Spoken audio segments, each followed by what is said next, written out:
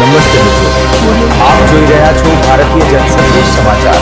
હું છું દિનેશ કુમાર બાબરિયા, ભાવનગર. નમસ્કાર દર્શક મિત્રો, નવા વિડીયો સાથે આપ સૌનું હાર્દિક સ્વાગત છે. હું છું સોલંકી દર્શના. ઘેટી જિલ્લા પંચાયત મધ્યસ્થ કાર્યાલય ઉદ્ઘાટન પ્રસંગે ઉપસ્થિત ગુજરાત પૂર્વ ઉપાધ્યક્ષ મહેન્દ્રસિંહ સરવૈયા સાહેબ, માર્કેટિંગ યાર્ડ ચેરમેન નાગજી દાદા, ભાવનગર જિલ્લા ભાજપ મહામંત્રી ગોપાલભાઈ વાઘેલા, તાલુકા ભાજપ પ્રમુખ રાજપાલસિંહ સરવૈયા, પૂર્વ પ્રમુખ નૂતનસિંહ ગોહિલ, ઉમેદવારશ્રીઓ તેમજ ગ્રામ્યજનો તથા બહોળી સંખ્યામાં કાર્યકર્તાઓ ઉપસ્થિત રહ્યા હતા. Bureau chief Dineshkumar Babariya, Gheti.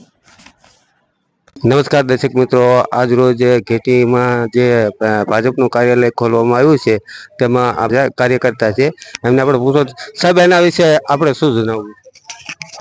અત્યારે આ લોકશાહીનું પર્વ માની શકાય અને લોકશાહી જ્યારે હોય ત્યારે એ તંત્રને જાળવા માટે લોકો માટે થઈને આ જે શાસન ચાલતું હોય છે ત્યારે અહીંયા જિલ્લા પંચાયતના ઉમેદવાર રમેશભાઈ અને સાથે સાથે તાલુકા પંચાયત એમનો આજે કાર્યાલયનું મધ્યસ્થ કાર્યાલયનું આજે ઓપનિંગ કરવામાં આવ્યું.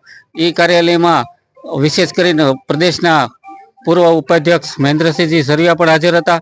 સંસ્કૃતિના શરણાર્થે લોકતંત્રને જાળવા, માણસાઈને બચાવવા, આ જ્યારે અને વિકાસ માટે થઈને સતત જ્યારે પ્રક્રિયા ચાલતી હોય ત્યારે વિકાસના ઓલામાં સહભાગી થવા માટે લોકો બંને જગ્યાએ તાલુકા પંચાયત અને જિલ્લા પંચાયતની અંદર ભાજપના નિશાન ઉપર મત આપીને વહેતા પ્રવાહની અંદર બધા જોડાય તેવી અપીલ કરવા માટે.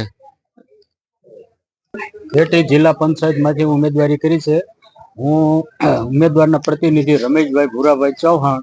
તો તમામ જે પાંચ તાલુકા પંચાયત સીટ આવે છે તેમાં તમામ 5 તાલુકા પંચાયત સીટના ઉમેદવારો તેમજ જિલ્લા પંચાયતના ઉમેદવારો જીતાડી તમામ ઉમેદવારોને જીતાડવો એવી મારી અપીલ.